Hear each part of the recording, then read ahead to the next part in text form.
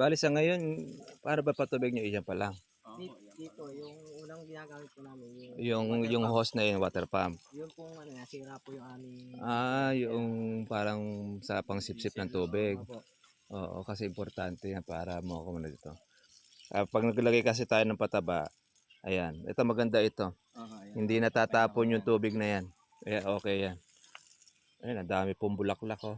Ayan, healthy naman yung bulaklak natin eh. Malalaman po natin ito pagka siya ay gamais na. Ngayon, maganda po ang kanyang tagtag. Obserbahan natin yan. Pag yan ay lumaki na siya ng gamais, makikita natin kung buo siya o hindi. Pero maganda naman ang kuha natin ng bulaklak malinis.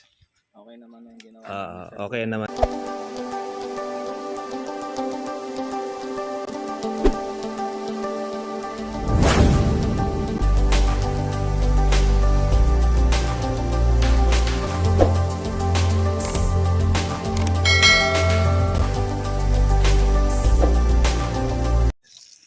Bale sa ngayon, para ba patubig nyo iyan pa lang?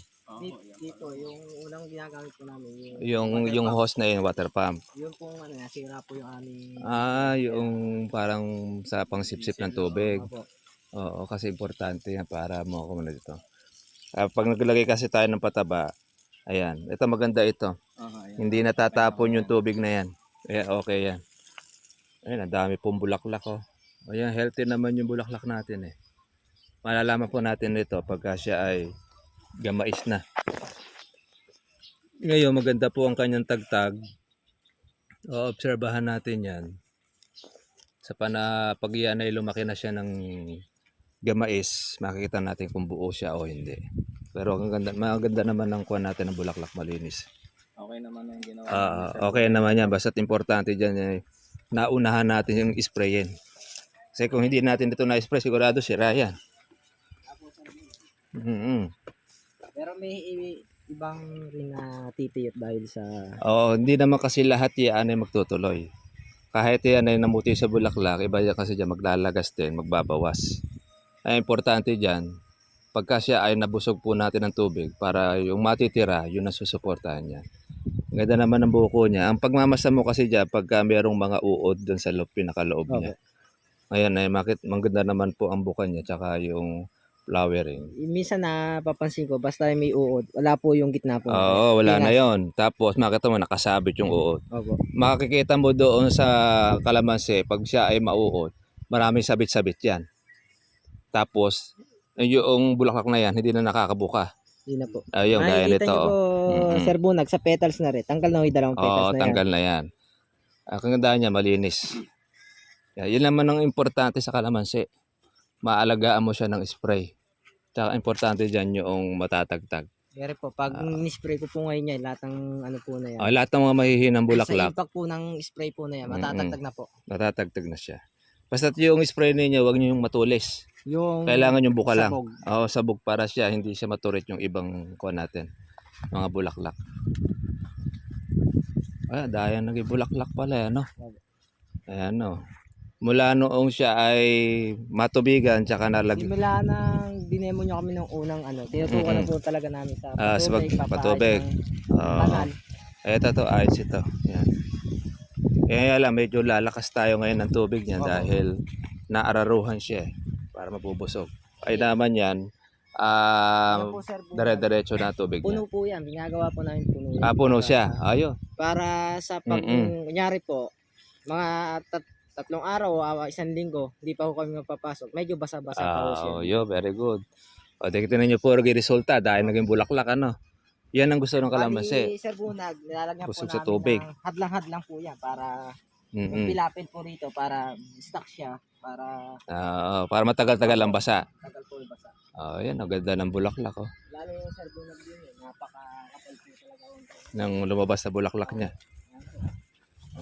Namumuti, Lalo yung unang bunga pa ng Sir Bunag yan. Lalo parang pag ito po ay nagtuloy nito, ay masisiyahan kayo. Ngayon pa lang ito makakatikim ng maraming bunga.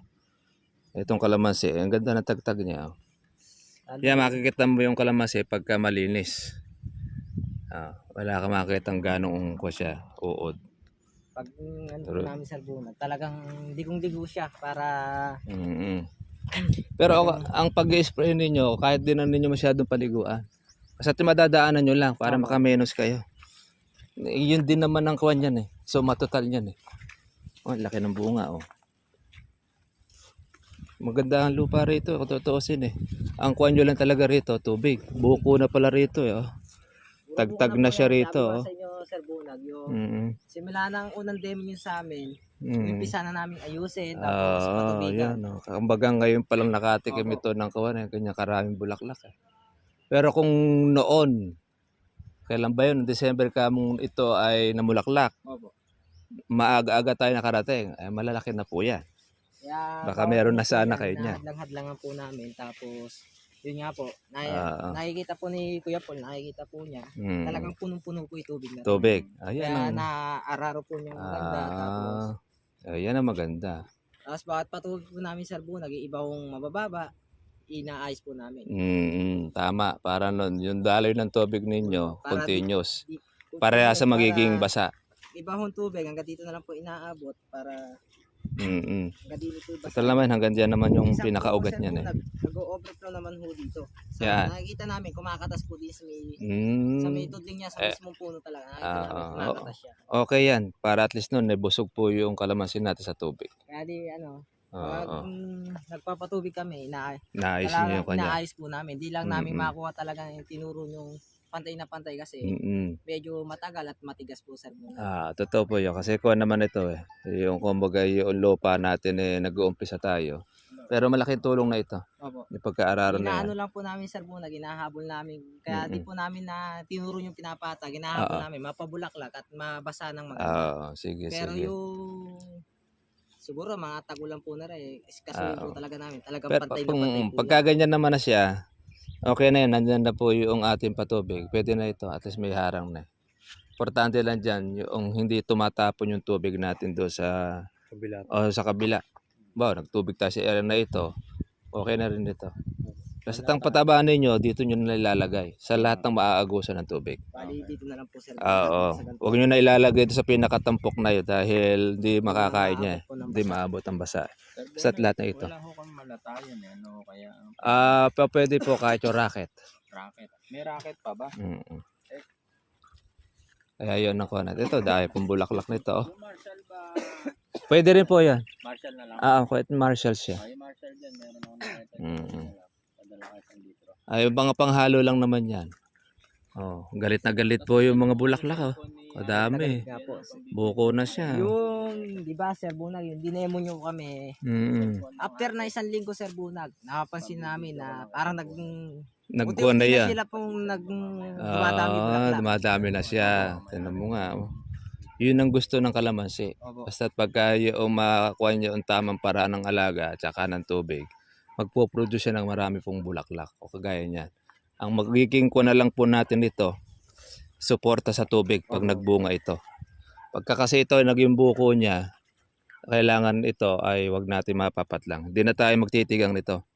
Kasi Kaya, suportahan natin ng tubig yan. kaya maano din po kami, katulad po na yan, nakita nyo po, may papagawa po kami po sa gusto namin mangyari. Tama yon.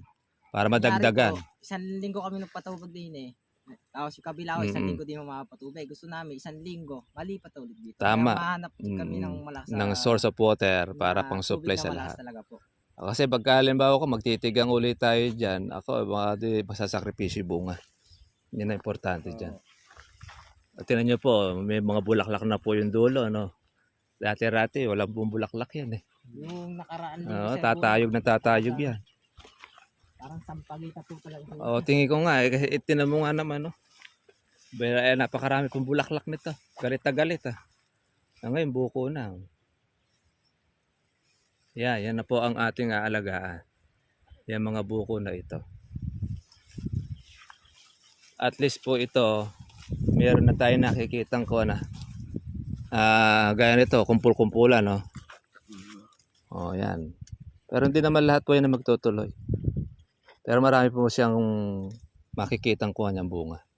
Kaya yung ating pataba, may kasama pong pampakapit yan. Maglalagay rin tayo rito ng ating foliar pagka ito ay natagtag na. ikukuha ko na lang sa inyo yung foliar natin gagamitin. Kala ko po, sir, po, pwede na po ba dyan yung arguer? Ala na pong halo. Wala na, pwede na po yun. Kumbaga sa kawan, pagka buko na ito, pwede na natin lagyan din yun. Nakapaglagay na ba kayo rito dati? Naghalo na kayo niyan? Ala pa po, yung suggest nyo lang pong gamot. Ay, sa susunod, pwede natin makikuha na yan. May lagay na foliar. Bali, mag-a-adjust na po sa po. Mag-a-adjust na. Yung gamais na po. Gamais. Doon na natin siya i-apply yung ating foliar para nun, yan naman po ang pagtutustos natin. Ngayon, yung pataba naman natin, pagka tatagtag na lahat, yun ang ating lalagay na abono. Yung organic fertilizer. Kadaming buko. Bali, sir, muna yung pataba lang po na isang lagay lang po. Di na pwede siyang ulitin. Pagka yung continuous niya, halimbawa, dahil nagkuha na tayo ng 2 months. 2 months. Every 2 months yon, pag nakita natin na kaya na niyang tustusan yan sa sarili na niya, kahit hindi na tayo mag-additional. Susupply na lang po natin siya ng ating foliar. Pero pagka nakita nangangailangan pa siya ng abono pa, pwede pa tayo maglagay. Kaunti na lang yung ilalagay natin. No? Parang pang suporta na lang doon sa mga bunga. Pero tingin ko rito, pag sa dami kasi na ito, mangangailangan pa tayo ng pagkain. Pag yan na itinuloy niya, makikita naman natin ito pagka yan ay magbuko. Pag silaki na ito ng gasaresa, doon muna natin makikita din yung mga magtutuloy na bunga. Ngayon kasi wala pa tayong kanyan dahil bago-bago pa lang siya. Kaya magkukampa natin o obserbahan natin. Basta continuous lang po yung inyo pong spray. Bali, sir, bunag, pag ano po ba to? May, kunyari po, may Nagbuko ipapalit na. na ulit yung bulaklak po. Pagka ito, halimbawa, nagganyan na siya, Opo. bulaklak. Pagka tubig na ninyo, meron uli siyang bulaklak na ilalabas pero hindi na siya ganyan karami. Bali, katulad po, sir, bunag, kahit ganito na kalalaki, meron na yung bulaklak kahit pa ilan. Kasi ang kalamansi, habang nagtutubig ka dyan, bulaklak ng bulaklak yan. Ngayon, kaya naman makikita mo siya nagtutuloy dahil natatamaan siya ng spray. Ngayon, kaya pagka tuloy-tuloy yung spray mo, meron kang tuloy-tuloy na magiging bunga. Pero pagka in-stop mo yung spray niyan, kahit yung maraming bulaklak na yan, masisira siya. Gaya nung nangyari sa inyo, nagtuloy-tuloy rin kayo ng spray, kaya lang namali kayo ng gamot. Kaya nalaglag yung mga bunga ng kalamansi. Pero kung tama yung gamot na inyong nagamit noon, baka ngayon hindi pa masyado marami bulaklak, puro bunga ngayon yan. Ayun, putulin nyo yun, no? Yan yung kalamantarin. Pangkuha nyo yun. Sagad yun doon sa may puno. Yung puno na yan. Ayan. Kasi iyan ang malakas kumain ng sustansya ng kalamansi. Lagari, pwede nyo na lagariin. Para nun, lahat titinan yung ganyan. Para nun at least ay walang magiging kalaban. Baso kalma. Para mamaya Para pala sa pagita ito. Sa hapon ito napakabango. Sa umaga din po, sir. Dahil sa umaga po. Nagalit yung kuwan niya sa bulaklak. Tingnan niyo oras. Grabe. Ganyan ang kalamansi. Masipag magbunga yan. Pagkakuan siya sa alaga. Makatikim na ito ng tubig kaya nasiyahan siya. Ayan, dami. Ito yun. Pwede nga itong pasukin ng kolong-kolong. Para paghahatid nyo ng kuwan. Ito. Araro na siya. Ayan, maganda ito. Maganda ito. Para yung na tubig. Tumiting siya ng tubig, nilalagyan po namin siyang parang hadlang-hadlang. Yun, tama yan. Para matagal ang basa niya. Ganun yan. Bago namin ilipat po yan. Alam, busog na busog siya. Kaya yung kalamansi ninyo, naglabas ang maraming bulaklak. Ngayon lang siya nakatikim ng busog na tubig. Yan ang importante dyan. Makikita ninyo pag effective yung ating ini-spray, yung gamot. Yung maliliit na buko niya, mga bilog. Mga buo siya. Pero pag halimbawa, makikita nyo at maraming pumisira, sabihin nun, hindi effective yung gamot na ginamit. Ganito pa lang, sira na yun. Saan ba yung mga buhok maliit? Malinis Sarga sabay-sabay talaga ito. Nang nagbulaklak. Kadami Dito, medyo na-delay ito ng konti, Kasi palang lumalim. Ayan Galit na galit, eh. Ito. Tama-tama ito sa kawan natin, sa gamot, sa spray. Palagay ko makakapitas na kayo rito ng marami. Ay, lalo Oo, ngayon, na makakatikim to ng maganda-gandang kuwan na, bunga. Ayan, malalaki yung bunga nito eh. Kaya okay naman po itong lupa na yan eh. Ito medyo mabilis yun. Ito, tama ito. Para may harang. Ayan. Oo, maganda ito. Yung Yan. trabaho ni Joshua. Sa kabila, ganun din. Opo, wala. Para nun na lahat ng kuwan siya, may controller. Oo, control. Para busog. Start ulit po kami ng patubig. Lahat po na yan. Tatapatin na po namin Oo, ganyan po. yan. tama. At least po noon ay hindi ka, kahit medyo matagal lang ulit, okay lang. Wow. Yan ang gusto ng kalamansi. Matubig sa tag-araw. Sa tag-ulan naman, ayaw naman yan ng matubig. Ganyan yan. Eh, yun naman ang okay naman sa tag-ulan. Kung mababa ang area, okay yung ganito. Eh, total naman, pwede na siya nabubusog ng tubig, kaya di na ninyo galawin yan. Okay na yan.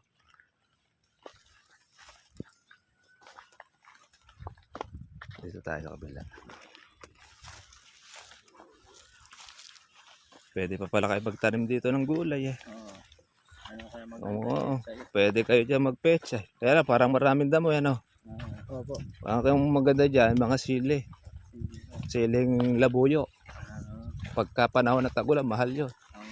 Huwag lang siyang tatamaan ng punggos. Ito, tatanggalin nyo rin dito. Just pakisiklat mo na lang. Para paero kayo. Sagad nyo doon sa ilalim ng putol.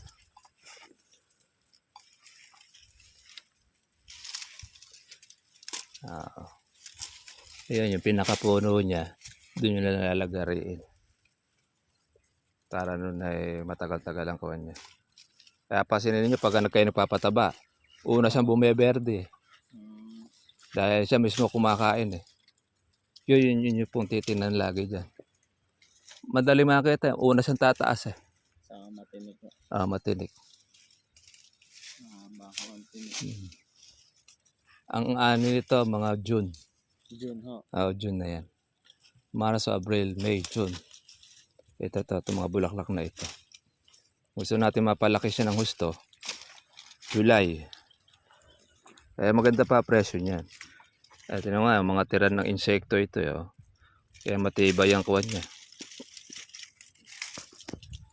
Ayan, dahil mga katribya po sa San Ildefonso. Yung ating farm na ginaguide natin yung ating katribya ay namuti sa bulaklak. Ngayon buko na. Ito sir, Buna. Makatikim na. Natagal lang po kami umahon dito ng tubig. Tubig. Sa ano nga po, sabi niyo, tigang na tigang po. Ayun, lalabas sa uli ng maraming bulaklak yan. Okay naman yan para at least hindi sabay-sabay. Okay. Meron kayong nauna, meron kayong pahuli. Ito, alisin nyo rin ito. Okay. Lahat Kumuha ng lang mga po kung ng- na yan. Ayan, diretso. Aray. Nagmura na itong ko, nagsupang na. Pero may sunong na bulaklak. Hindi pa ito natutubigan, Natubigan na po yan. Kaya pa marami siyang mga supang. Oo, at least marami siyang bulaklak. Babata itsura niya pag nalagyan pa natin ng organic.